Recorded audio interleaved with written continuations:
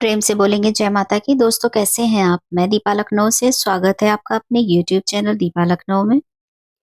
दोस्तों, कामाख्या धाम मंदिर में दुर्दुरिया की पूजा हुई थी, जिसे अवसान माता की पूजा भी कहते हैं। और पूजा का वीडियो तो मैंने डाल दिया था, लेकिन जो अवसान माता की कथा होती है, कहानी होती है, वो मैं नहीं डाल पाई थी। इसके लिए ये वीडियो बनाने में थोड़ा लेट हो गया है, तो आप लोग इस वीडियो को सुने और आप भी समझे कि उनकी कहानी क्या है। तो आइए शुरू करते हैं अवसान माता की कहानी। वीडियो शुरू करने से पहले आप सभी से निवेदन है कि हमारी जानकारी, हमारी कहानी अगर आपको पसंद आती है तो प्लीज चैनल को लाइक सब्सक्राइब करना ना भूलें।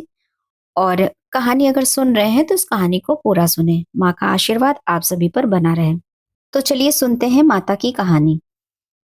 दुर्दुरिया पूजा, अवसान या औसान माता की कहानी। एक गांव में एक सास और बहू रहती थी। बहू अपनी सास पर बहुत गुस्सा किया करती थी, क्योंकि सास बूढ़ी होने के कारण कोई काम नहीं कर पाती थी। सास और बहू में रोज कलह होती थी। बहू हमेशा सास को ताने देते हुए कहती थी, अम्मा, आपसे कोई काम नहीं होता है, दिन भर घर में बेकार ही बैठी रहती हो। बहू के ताने सुनकर लाचार सास कोई जवाब नहीं दे पाती थी। एक दिन बहू ने कहा, अम्मा, आप दिन भर खाली नहीं बैठी रह सकती हो, आपको घर के कुछ काम तो करना ही पड़ेगा।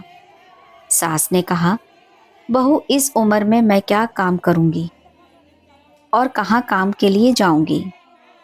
तुम अगर मुझे रोटी नहीं दोगी तो मेरा क्या होगा? इस पर बहू ने कहा, अम्मा, आप रोज सुबह पूरे गांव में दूध बेच आया करो। 1 महीना पूरा होने पर मैं आपसे हिसाब लूंगी। बेचारी सास दुखी मन से मजबूरी वश गांव में दूध बेचने के लिए तैयार हो गई। सुबह हुई तो बहू ने दूध का डिब्बा भरकर सास को थमा दिया और कहा कि जल्दी दूध बेचकर घर आ जाना। सास घर से निकली और एक पीपल के पेड़ के नीचे बैठ गई। सोचने लगी, इस बुढ़ापे में मुझे भी क्या क्या दुख झेलना पड़ रहा है। अब कैसे मैं गली गली जाकर दूध बेचूं? इतना सोचते सोचते 2-3 घंटे बीत गए। इसके बाद सास ने मन में विचार करते हुए दूध को उसी पेड़ के नीचे डालने का निर्णय लिया। सारा दूध वहीं उड़ेल कर सास घर लौट गई। बहू ने सोचा, सास सारा दूध बेचकर आ गई है, रुपए भी लिए होंगे, तो कोई बात नहीं, महीने के आखिरी में हिसाब ले लूंगी। इस तरह दूध ले जाते हुए सास को 1 महीना बीत गया। अब वह दिन भी आ गया जब उसे हिसाब देना था। वह दूध लेकर गई और पेड़ के नीचे बैठकर रोने लगी और कहने लगी, अब मैं क्या करूं? आज बहू को दूध का हिसाब कैसे दूंगी? दूध तो मैंने बेचा ही नहीं, तो रुपया कहाँ से लाऊंगी? वहां से गुजर रही अवसान मैया ने बुढ़िया के रोने की आवाज सुनी। मैया बुढ़िया के पास पहुंची और रोने का कारण पूछा। बुढ़िया ने मैया से कहा, मेरी बहू मेरे साथ अच्छा व्यवहार नहीं करती है। मुझे कहती है कि घर में कुछ काम किया करो और रोज मुझे पूरे गांव के लिए दूध बेचने को दे देती है। मुझसे ठीक से चला भी नहीं जाता है, घुटने दर्द करते हैं, इसलिए मैं रोज दूध इस पीपल के पेड़ के नीचे डाल देती थी और बहू से कह देती थी कि सारा दूध बेच दिया। आज मुझे बहू को महीने भर के दूध का हिसाब देना है। मैंने हिसाब नहीं दिया तो वह मुझे घर से निकाल देगी। औसान मैया को बुढ़िया पर दया आ गई। माता ने बुढ़िया से कहा कि आज के जितने भी सूखे पत्ते गिरे हुए हैं, उन्हें अपने आंचल में भर लो। घर जाकर इन पत्तों को अपने बहू के आंचल में डाल देना। इस पर बुढ़िया ने आश्चर्य से औसान माता से पूछा, अरे, क्या इससे मेरा दुख दूर हो जाएगा? माता ने कहा, हाँ, जरूर हो जाएगा।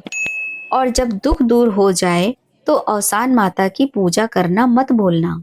बुढ़िया ने औसान मैया की बातें सुनकर आंचल में पीपल के सूखे पत्ते समेटकर अपने घर लौट गई। सास जैसे ही भरे आंचल के साथ घर पहुंची, बहू अत्यधिक खुश हो गई। बहू ने पूछा, क्या बात है अम्मा, आज तो आप पूरा हिसाब लेकर आई हो।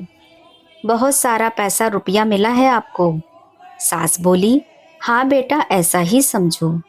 तुम अपना आंचल फैलाओ, मैं उसमें सब डाल देती हूँ। बहू ने अपना आंचल फैला दिया, लेकिन यह क्या, उसका आंचल तो रुपयों और जेवरों से भरा हुआ था। बुढ़िया को समझ में आ गया कि यह सब औसान मैया की कृपा है। बहू सास से जोर देकर पूछने लगी कि उसे इतना धन कैसे मिला। सास सीधी सरल महिला थी, उसने बहू को सारी कहानी सुना दी। लालची बहू ने सास से कहा कि मैं भी वैसा ही करूंगी जैसा आपने किया है। हो सकता है औसान मैया मुझे भी इसी तरह बहुत सारा धन दे दे। बहू भी अब रोज दूध लेकर जाती और पीपल के पेड़ के नीचे चढ़ाकर आती। महीने के आखिरी दिन बहू पेड़ के नीचे दूध चढ़ाकर रोने लगी। उसके रोने की आवाज सुनकर औसान माता प्रकट हुई और बहू से पूछने लगी, क्या हुआ, तुम क्यों रो रही हो? बहू ने कहा, मेरी सास मुझे बहुत परेशान करती है। कहती है दूध बेचकर रुपया लेकर आओ, तभी तुम्हें इस घर में रहने को मिलेगा। मैं तो रोज दूध यहाँ चढ़ा देती थी, आज मुझे सास को महीने का हिसाब देना है। इतने रुपए मैं कहाँ से ले आऊं? औसान मैया ने बहू से कहा कि वह पीपल के सूखे पत्ते अपने आंचल में समेट कर ले जाए और आंगन में डाल दे। बहू ने खुशी खुशी ढेर सारे सूखे पत्ते अपने आंचल में भर लिए, लेकिन यह क्या, जैसे ही बहू ने सूखे पत्ते आंगन में डाले, वे सब सांप बिच्छू में बदल गए और उसे काटने दौड़ पड़े। घबरा कर वह औसान माता के पास गई तो मैया ने कहा कि तूने अपनी बूढ़ी सास के साथ बहुत गलत व्यवहार किया है। उसे तूने 2 रोटी के लिए भी तरसा दिया था, इसलिए तेरे साथ यह घटना हुई है। बहू औसान माता के चरणों में गिरकर माफी मांगने लगी। माँ को भी दया आ गई और उन्होंने बहू को क्षमा कर दिया। माता ने बहू से कहा कि अपनी सास को माँ समान मानकर उनकी खूब सेवा करो, घर में आपस में मिलकर रहो। गुरुवार को औसान माता की पूजा आरती करो, मैया की कथा सुनो। इससे तुम्हारे घर में धन दौलत और सुख समृद्धि की कोई कमी नहीं रहेगी। बहू ने घर जाकर सास से माफी मांगी। इसके बाद दोनों खुशी खुशी घर में रहने लगे। गुरुवार को उन्होंने पूरे विधि विधान से माता का आह्वान कर उनकी पूजा की। जिस प्रकार औसान माता आपने बूढ़ी सास को सहारा दिया और घर में सुख शांति समृद्धि दी, वैसे ही हम सब पर अपनी कृपा बनाए रखना। तो एक बार बोलेंगे, औसान मैया की जय। पूरा वीडियो सुनने के लिए आप सभी का धन्यवाद। माँ की कथा को आप सुने और समझें। जय औसान मैया।